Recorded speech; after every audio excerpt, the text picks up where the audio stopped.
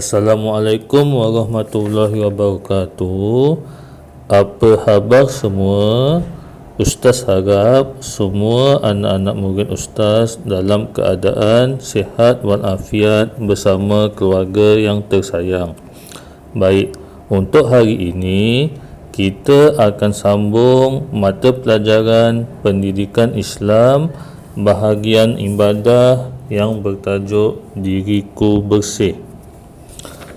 Baiklah, objektif untuk mata pelajaran pada hari ini adalah yang pertama, menyenaraikan alat-alat istinja selain daripada air. Yang kedua, menerangkan syarat-syarat beristinja selain daripada air. Baiklah murid-murid, sebelum kita mula, mari sama-sama kita baca doa belajar dahulu. Jom. Bismillahirrahmanirrahim. Dengan nama Allah yang Maha Pengasih lagi Maha Penyayang. Allahumma ftah alaina hikmataka wanshur alaina min khazaini rahmatika Ya Arhamar Rahimin. Ya Allah, bukakanlah ke atas kami hikmat-Mu dan limpahkanlah ke atas kami khazanah-Mu, wahai Allah yang Maha Pemurah lagi Maha Penyayang. Baiklah, sebelum kita mulakan pelajaran kita pada hari ini, Ustaz nak kamu semua tengok video pada paparan yang Ustaz sediakan tersebut. Baik, kalau kamu semua lihat video tersebut menceritakan tentang perkemahan ataupun camping di hutan. Baiklah, soalan Ustaz, sekiranya bagaimana kita hendak beristinja ketika kita berkemah ataupun camping di hutan? Baik, adakah awak tahu maksud istinja?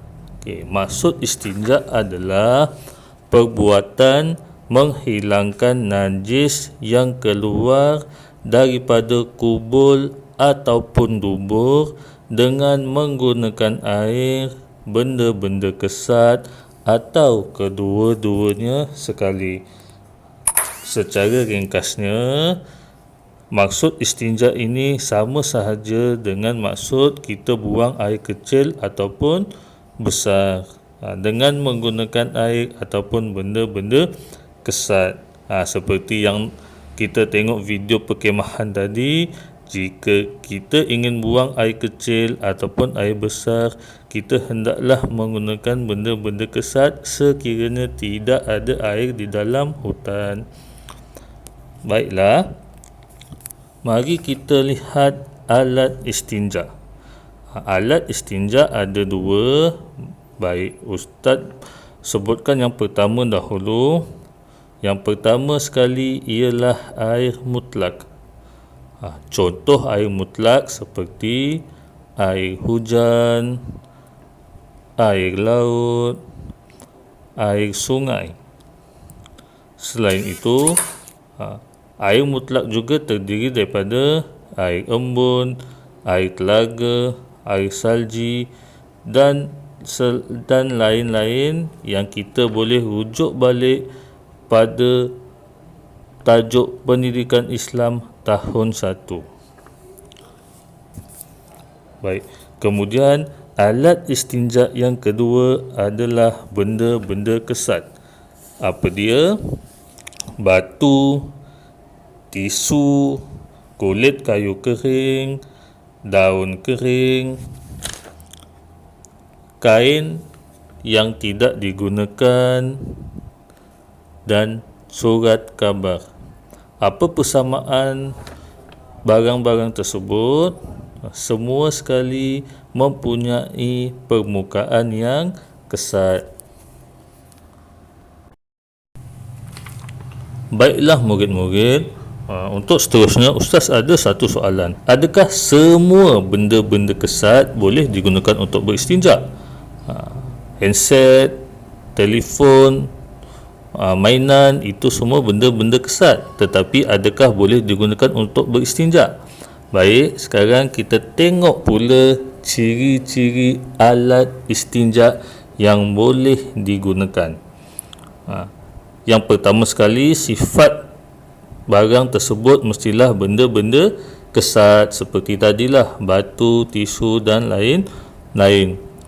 Yang kedua, ia bukanlah benda yang dimuliakan. Contoh makanan. Kita tidak boleh menggunakan makanan untuk beristinja walaupun makanan mempunyai permukaan yang kesat.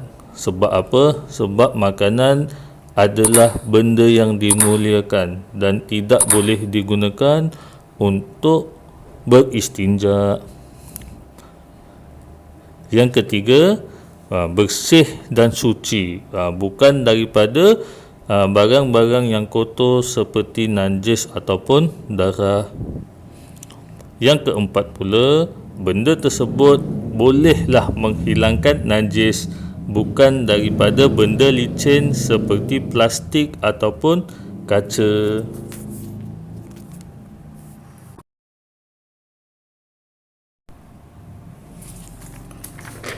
Baik, untuk seterusnya Ustaz akan terangkan syarat-syarat istinja selain air.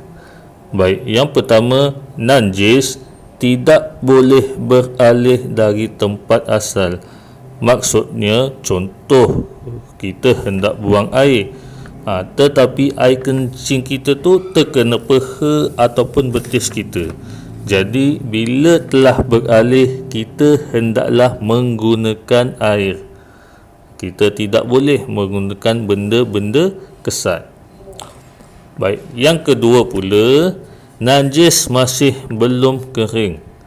Andai kata kita buang air besar dan waktu itu kita berada di hutan, kita berada di kawasan perkemahan dan susah hendak mencari air, kita hendaklah cepat-cepat beristinja sebelum najis itu kering, dengan tisu ataupun batu ataupun benda-benda kesat yang lain. Baiklah, untuk seterusnya seperti biasa, awak semua buka buku aktiviti yang Ustaz tunjukkan pada paparan ini dan buat latihan. Baik, untuk hari ini setakat ini sahaja dulu penerangan Ustaz berkaitan istinja, dan kita akan sambung lagi tajuk istinja pada minggu akan datang. Sekian, terima kasih. Assalamualaikum.